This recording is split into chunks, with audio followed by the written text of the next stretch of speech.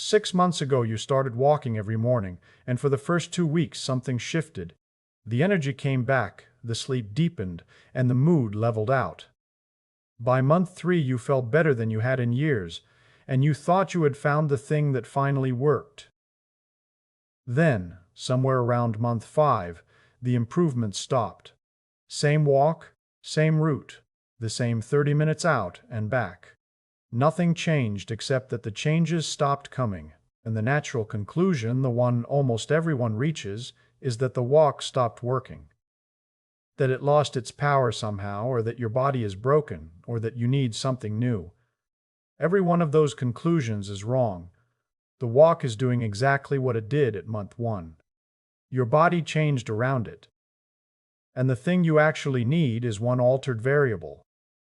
What really happened is stranger than any of those, and once you see it, it changes what you do next. Here is the shape of the mystery.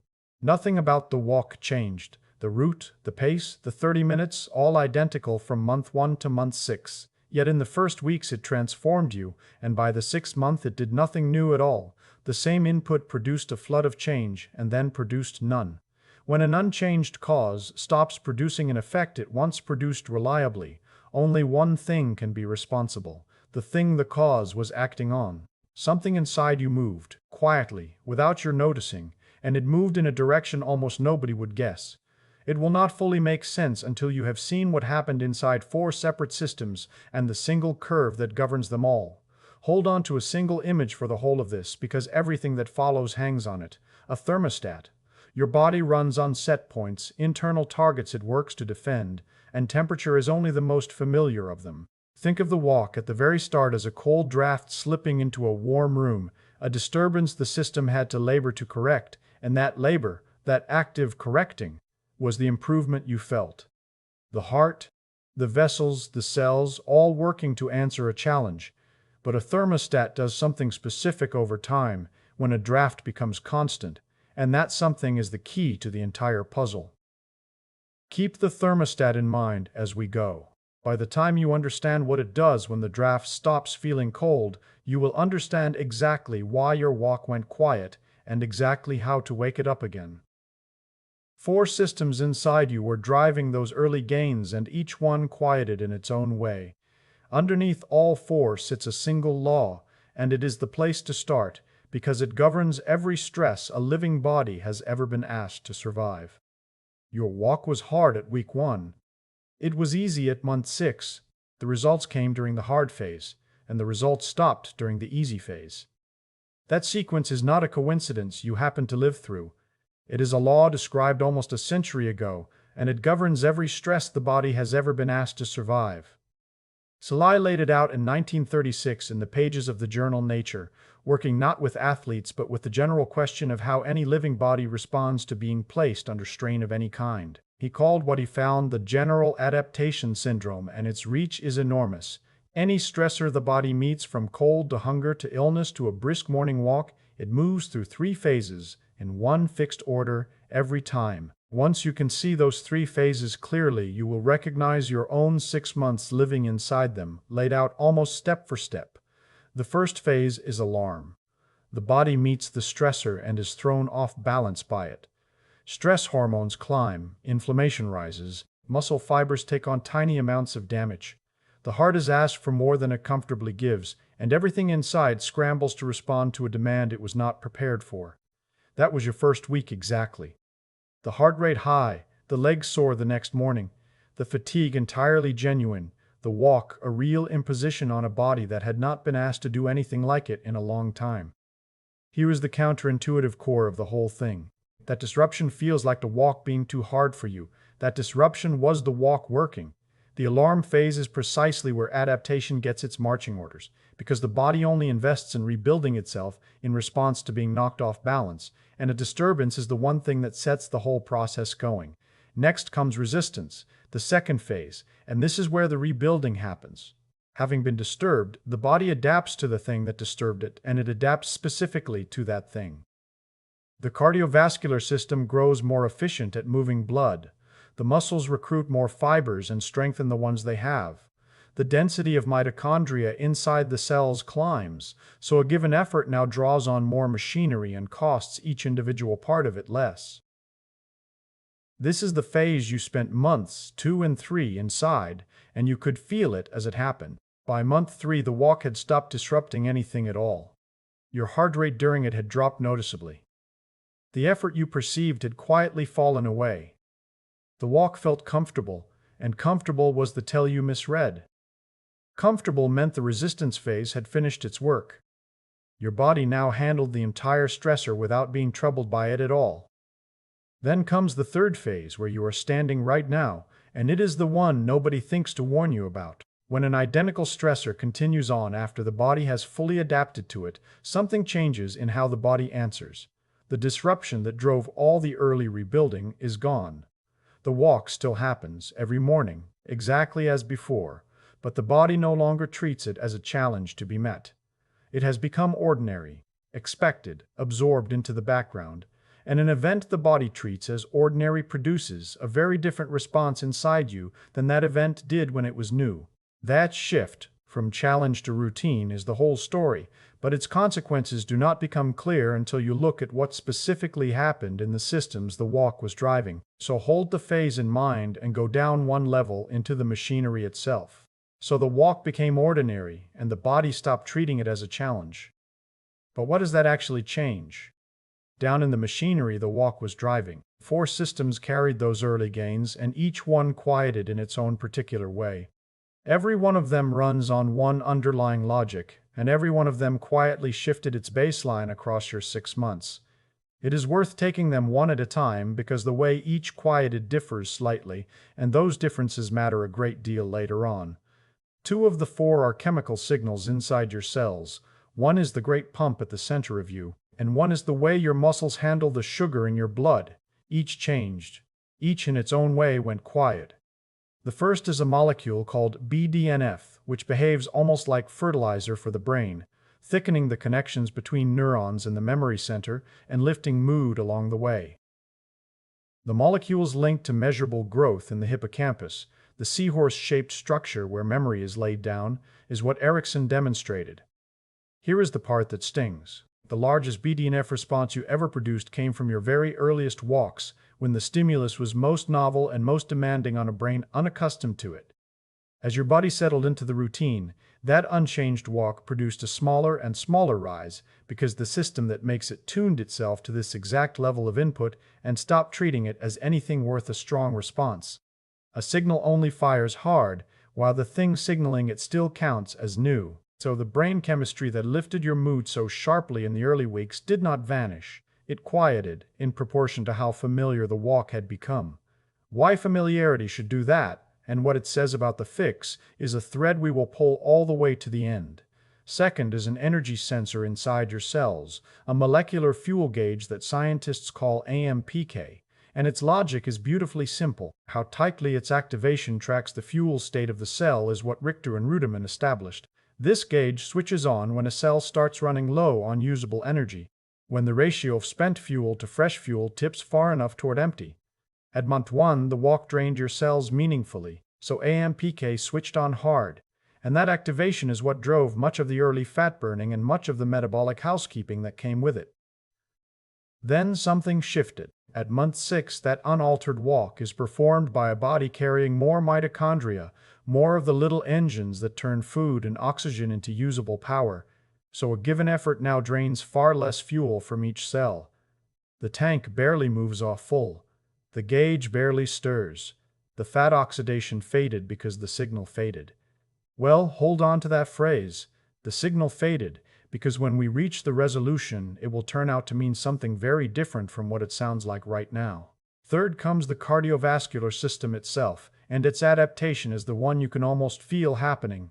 Over the months, your heart grew stronger and learned to move more blood with every beat, so its resting rate fell, and its workload during the walk fell along with it. A walk that once demanded around 75% of your maximum heart rate now asks for closer to 55. That sounds like nothing but good news, and for your health, it genuinely is. But follow the physics one step further. When blood surges hard and fast through an artery, it drags against the vessel's inner lining, and that friction is a signal in its own right. Green and his colleagues showed how that mechanical stress prompts the lining to release the compound that keeps arteries supple and open. A hard surge sends a strong signal. A gentle cruise sends a faint one. So the walk that once set your arteries responding now barely raises its voice to them. Fourth follows directly from the second because it rides on that same fuel gauge signal. The insulin sensitivity you gained, the improved ability to pull sugar out of your bloodstream and into the muscle where it belongs, depended largely on that sensor opening the doors. Picture tiny glucose doorways stored just inside the muscle cell wall. A strong signal drives them up to the surface, where they let sugar flood in out of the blood, and every walk in those early months drove them hard.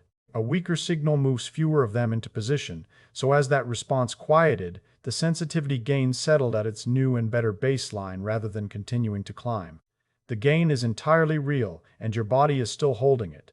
It simply stopped growing, for the very reason everything else did. 4 systems then, and every one of them quieter at month 6 than at month 1, each in its own particular way. And here is where most people reach for the obvious answer and get it exactly wrong. They assume the systems wore out, that 6 months of walking depleted something, used up a finite supply, that the fix is rest, or supplements, or a different activity to work around the damage. Every part of that is backwards, and you can prove it is backwards with a single observation the wear-out theory cannot explain. If the systems had worn out, then a harder walk would work even less well than the easy one, because a worn system has less to give. But the opposite is true. Now, make the walk harder, and every one of those quieted systems roars straight back to life. The brain chemistry floods again, the fuel gauge fires hard, the heart strains and the arteries respond. And so, the machinery works perfectly. Every system fires the instant demand rises above the adapted threshold. It simply stopped switching on for this walk. Which means the answer is not inside any one of the 4 systems at all.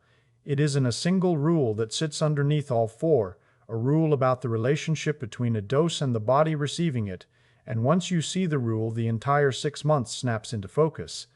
There is such a rule, and it draws as a curve. Once you can see it, the frustration dissolves into plain arithmetic. Exercise follows what physiologists call a logarithmic dose-response curve, and the plain language version is this. The very first increment of effort you add to a still, sedentary life produces the largest single return you will ever get from exercise. The next increment of the very same size produces a little less. The one after that, less again, and so on down the line. Plot it on a graph and you get a line that rockets almost straight up at the beginning and then bends, flattening as it climbs until it runs very nearly level. Picture 2 people to feel the shape of it. A person who is never trained takes their first brisk daily walk, and their body responds enormously, because it is starting from nothing, and the entire span of improvement lies open ahead of them. A lifelong athlete adds that exact same daily walk to an already trained body and barely registers it because they are already far up the flat stretch where there is almost no room left to climb. Same walk, wildly different returns, and the only variable is where each body already sits on the curve. Going from sitting to a daily walk dropped you onto the steepest, most generous part of that line, where every unit of effort paid out enormous returns. That is why the early weeks felt close to miraculous. 6 months of the unchanged walk carried you along that curve to where it runs nearly level, and each added unit pays out almost nothing, and now the whole mystery resolves at once. So let me say it plainly. Your walk stopped working because your body became too good at it. Read every thread back through that sentence and they all pull tight. The AMPK signal faded for a reason that sounds like decline, but is its opposite. Your cells grew so efficient they barely spend fuel on a walk that once taxed them. The heart cruises at 55 where it once strained at 75 because it got strong enough to move that same blood at a fraction of the effort. The BDNF quieted because the walk became familiar, and a body only floods the brain with growth signals when it meets something it must adapt to. Every single system did the same thing. It succeeded. It adapted so completely that the walk slipped below the level of challenge that once forced it to improve. Your fitness itself is what lifted the bar up over the walk and left the walk underneath it. The improvement is the reason the improvement stopped, which is the thermostat, finally. The body reset its normal to include the walk. The draft became the room temperature. The thermostat now reads the walk and finds nothing to correct because the walk is exactly what the body has learned to expect. The plateau you've been staring at in frustration is the thermostat reporting that the adaptation fully and completely succeeded. The flat part of the curve is not the walk breaking down, it is the walk having already given you everything a walk of that exact size can give. Notice what the curve actually did when it flattened. It stayed level, holding every bit of the height it had already climbed. Flattening is all it did.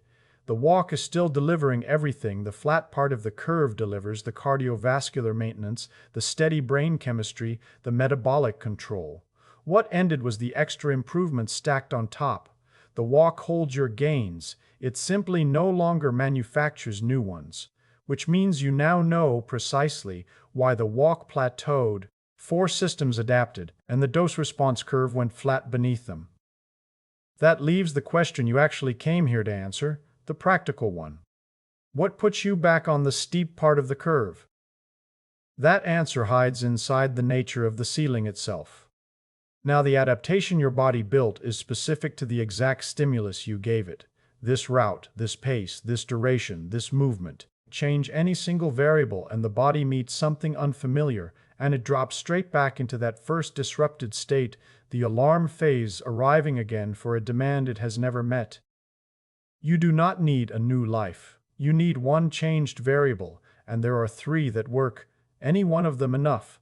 The first is intensity. Take that established route and walk it up a grade, a hill, or an incline of 5 to 8%, and your heart rate climbs from that comfortable 55% back towards 70 or 75. The body is instantly back in the alarm phase because the steeper demand is a stressor it has not yet adapted to. Everything that drove the early gains switches back on. The heart works harder, the surge through the arteries strengthens, the cells burn through more fuel. Intervals do as much on flat ground, if hills are hard to find. 2 minutes fast enough that talking gets difficult, then 2 minutes easy, repeated across the walk. The fast bursts carry you above the threshold, your settled pace can no longer reach. Second is duration. Stretch the walk from 30 minutes out to 45 or 60.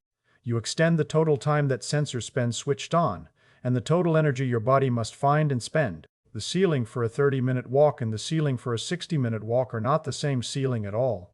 More time under the stimulus lifts the total demand back past where 30 comfortable minutes had let it settle. You work no harder in any given minute. You ask the body to sustain the work far longer, and the sustained total is its own kind of overload. Third is novelty, and it is the most complete reset of the 3. Give the body a genuinely different movement, swimming or cycling or lifting something heavy, and you recruit muscle fibers the walk never once called upon, and you load your joints and bones in patterns that walking never produced. Remember that your body adapted to walking, specifically and only walking. A novel movement lands as pure alarm phase. The fresh disruption, the walk itself, has entirely lost the ability to create. You're asking the body to do something it has not yet learned to do efficiently. The soreness after a first swim is that same disruption, arrived all over again, in muscles the walk had left untouched. If all of that sounds like more than you want to take on, here is the smallest lever in the toolkit. Walk that very route for that same 30 minutes, wearing a weighted vest of 3 to 5 kilograms. Same street, same time, same duration, and yet a meaningfully higher cost, because now your body hauls that extra load through every step. The heart works a little harder. The muscles carry a little more. The added weight also shifts the forces through your joints and the balance you must manage with each stride, which is worth naming honestly, because whether this particular lever suits you depends on your own joints and your own balance, and that judgment is yours. But the principle holds no matter which lever you reach for. Add a stress the body has not yet learned to shrug off, in whatever form you can safely take it, and the steep, generous part of the curve swings open again. Underneath all 3 variables sits a single principle, one the strength training world has understood for a century. It is worth naming outright, because it explains not just this plateau, but every plateau you will ever hit. The muscle discussion described how the machinery of growth only switches on when the demand placed on it climbs above a certain threshold. Your walk fell silent through that very same law. It is called progressive overload, and it states something almost aggressively plain. A body adapts to its current load, and then it stops. To drive any further adaptation, the load itself has to rise. The rise can be genuinely tiny, 1 or 2% in a week. A slightly steeper hill this Tuesday than last, a few extra minutes on the route, another kilogram in the vest. The rise can be small to the point of being almost unnoticeable. But it has to be there, somewhere, or the improvement halts. Take the rise away entirely, and every training stimulus in existence, without a single exception, eventually decays into maintenance. So the person who walked one unchanging route for 6 unbroken months without ever once touching a variable did something perfectly coherent. When you finally look at it through this lens, they ran a genuine and successful period of adaptation, and then they held the result, flat and level, for as long as they cared to. There was never any failure in it anywhere. The plateau simply proved the adaptation had fully succeeded, with nothing left for the body to adapt to. So if the plateau is success and the walk still holds every gain, why not just keep walking as you are and leave it there? And then a temptation creeps in. It is worth heading off, because it is the single most costly mistake a frustrated walker can make. If the walk stopped producing new gains, why keep doing it at all? Why not quit and wait until you find something that works? Because the walk that felt pointless was holding every gain you made, and the moment it stops, the losing begins, and the losing runs faster than the building ever did. This is detraining, and its timeline is unforgiving.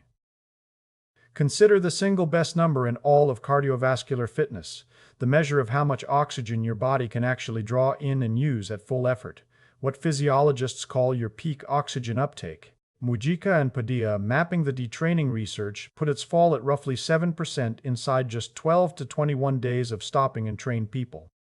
Building that number took you months. Losing a slice of it takes under 3 weeks. The rate in an older, moderately active body is less precisely charted, but its direction is not in doubt. That reversal reaches deeper than the one number. The tiny vessels that grew to feed your working muscles begin to thin back out, so each muscle receives less blood than it learned to expect. The enzymes packed inside your mitochondria, the ones that made your cells so efficient, wind down toward where they started. And the insulin sensitivity you spent 6 months building starts reversing inside 5 to 7 days. Hawley traced how quickly that metabolic machinery idles when the demand disappears. Those glucose doorways withdraw from the muscle wall almost immediately. The instant the fuel gauge signal that summoned them falls quiet. The very first adaptation to arrive is among the first to leave. Read that sequence against your frustration and it reframes the whole thing. Well, the walk that supposedly stopped working was, every single morning, actively preventing all of that reversal. It was working the entire time. It was working as maintenance, holding a line that collapses within 2 weeks of being abandoned. Maintenance is not nothing. Maintenance is the wall between you and a fortnight of quiet undoing. One reality remains, and it presses harder the older you are, so it deserves stating plainly.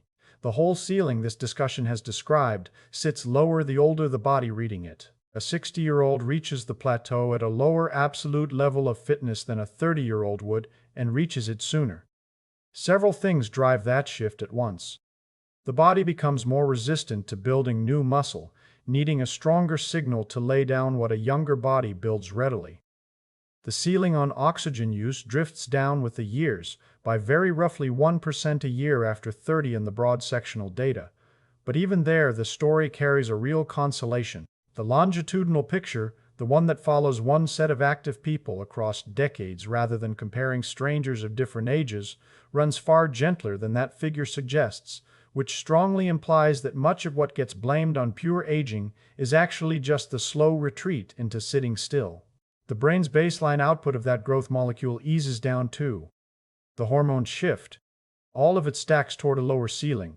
None of that is a reason to expect less from the walk. It is a reason to progress it more often, and to progress it sooner. For the 60-year-old, the levers are exactly the ones everyone else has, only pulled earlier and more often. Walking with hills worked into the route. Walking under a vest. Walking under a vest. Walking with a handful of bodyweight movements at the turnaround point. A set of squats or a push against a park bench before the walk home begins. Small increments, arriving often enough to keep the body just inside the alarm phase, which remains the only place adaptation is ever handed out, at 30 and at 60 alike. The walk stays the foundation at every age. Progression is what keeps that foundation paying returns instead of merely holding the line it already drew. 6 months ago, you started walking and everything improved. The energy, the sleep, the mood, all of it lifting together, and then the lift stopped and the walk began to feel pointless. But the walk was the same. Walk it had always been. Your body was the thing that changed. It grew efficient and strong and used to the effort until the walk that once challenged every system slipped quietly beneath all of them. Every adaptation lifted the threshold higher and left the walk below it. That is the plateau, and the plateau is the proof walked. And here is what the frustration was hiding. The walk is still holding every gain you made. It is still standing between you and the reversal that begins inside 2 weeks of stopping. The walk never quit on you. It finished the job you gave it and has been guarding the result every morning since. The walk is working, and it is working as maintenance. What stopped was the progression, and the progression restarts the moment one variable changes.